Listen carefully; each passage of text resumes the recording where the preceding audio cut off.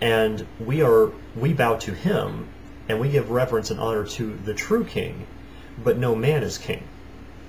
So that's what Thomas Paine, read his writings for yourself. If you don't believe me, that's what he's doing when he goes through and he talks about this. He gives reference to the Jews, and he discusses this in their writings. But Thomas Mullens never mentions that, of course. He doesn't want people to know. Or he may not know himself, but I would honestly say if he's writing a book, A Return to Common Sense, and did not actually read Common Sense, he needs to burn this book, because it's junk. Now, keep in mind that Thomas Mullens has admitted that he skims through what he reads of my writings. When I've given him responses to these certain things, he's just skimmed through it. Well, if he only skims through something that is contradictory to what he believes in, how do we know he didn't skim through what he actually writes in here? I mean, it really brings to question. I have the documentation to show where he's admitted that he skimmed through it. So if anybody questions that, I have the documentation. I can provide that. So he said that it was these revolutionary ideas, like the Age of Reason, which he's referring to in this paragraph, that it was the understanding of these revolutionary ideas by average American colonists that inspired the revolution that gave birth to a nation. No, it wasn't those ideas. You've got to be kidding me. I hope, again, Tom Mullens is just ignorant about this, because I've just demonstrated where this is wrong. That wasn't the ideas, okay? And that the Founding Fathers heavily disagreed with Thomas Paine's Age of Reason. Okay? Then he goes in talking about general welfare and common good and what the people generally mean by that. He also puts an emphasis on individual rights. Individual rights. Now, that isn't... What is the difference between rights and individual rights? It's like when people talk about individual liberty, which Thomas Mullens does mention in here multiple times. He talks about individual liberty and personal liberty. What is the difference between liberty and personal liberty? What's the difference between rights and individual rights?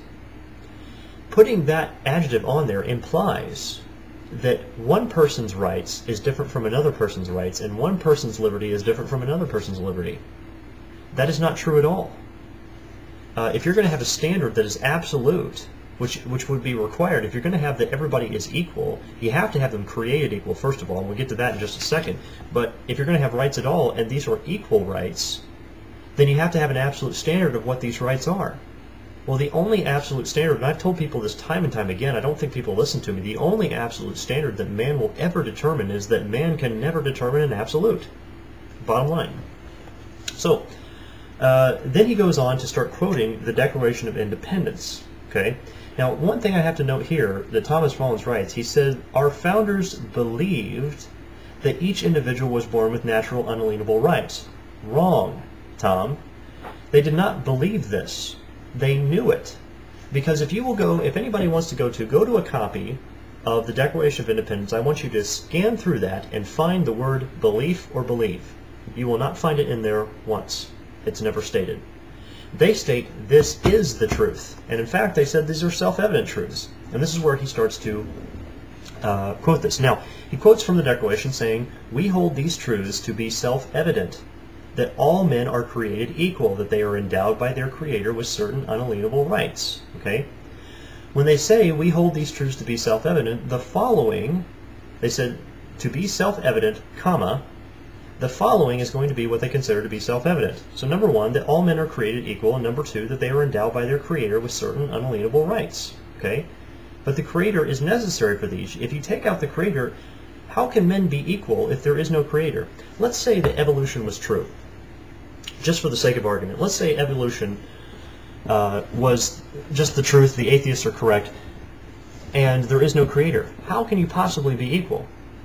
If everybody evolved in different scales of life, then everyone can't be equal. There has to be some people stronger than others, more people intelligent than others. Not everybody is equal. The only way they can possibly be equal is to be created equal. There is no possible way any evolutionist could argue against that, or any atheist. It's just not possible. They certainly try, but oftentimes I've found with the atheists, the humanists, the evolutionists, sometimes they think if I speak or if I write something, therefore I answered the question. That's not true. You can say a lot of wrong things. So they certainly try, but I have never seen one logical, non-circular argument to people being able to be equal without being created equal. It just doesn't work that way. So it says, he says this quote, or excuse me, Tom Mullens says the passage is quoted widely in popular culture. He says, and invariably, these words that are emphasized are that all men are created equal. Okay. I don't know if he means that they're emphasized in popular culture that all men are created equal. I don't know if that's true or not, one, and I don't know if he means that they're emphasized in the Declaration, because they're not emphasized in the Declaration. So he'd have to be a little more clear on what he meant by that. He goes on and says, certainly these are fine words and worthy of veneration, meaning, you know, reverence, is what veneration means. And then he put a period. As soon as he said this, certainly these are fine words. I was thinking, well, he's going to put a comma, but, and he puts however, of course, when he continues. The rest of this passage is equally important, which is correct. I would say it says that all men are endowed by their Creator with certain unalienable rights. Okay, that's true. That's important. He says, thus, every human being, having been created in a state of equality with all other human beings, has rights that no earthly power can take away. Now, why am I reading this? Because we're going to get to the end of this paragraph, and this is really, really important what he tries to do here. I'm going to show you. Okay, he says, these rights are endowed by their Creator, so that government, and he puts a dash here, even a democratically elected government, has no power to revoke them. Okay, so judging from what's been said here, he said, because these rights are endowed by their Creator, the government has no power to revoke them. Now, Tom, I would say that's incorrect. The government certainly has power to revoke them. They have no authority to revoke them, because there's a Creator that says otherwise, and these people will face judgment for doing these things, for trying to play God. Then Tom continues, to the Founding Fathers, this was self-evident. Correct. Now watch what he does at the last sentence of this.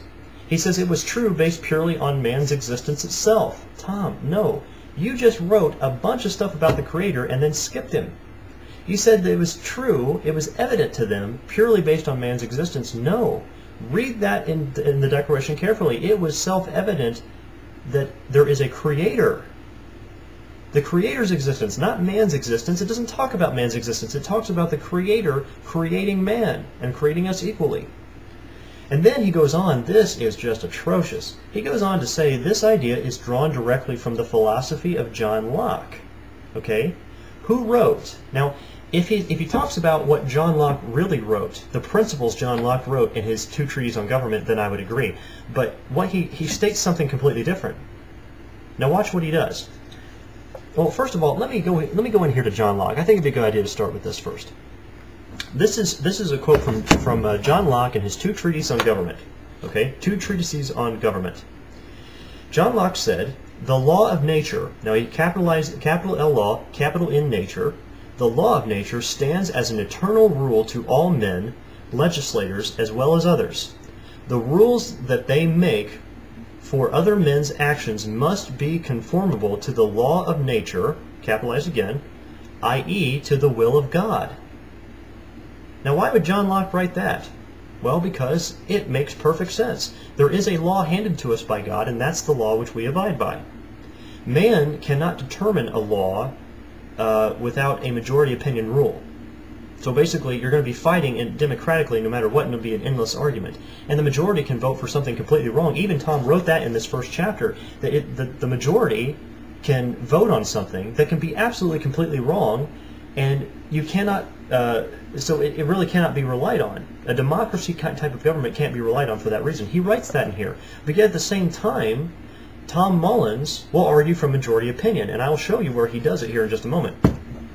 So, continuing with John Locke, he said, laws must be made according to the general laws of nature, capital N nature, what he's talking about. So he's talking about still the laws of nature, which is the will of God. So every time John Locke refers to the law of nature like this, from his principle that he wrote in here, he says, i.e., it's the will of God.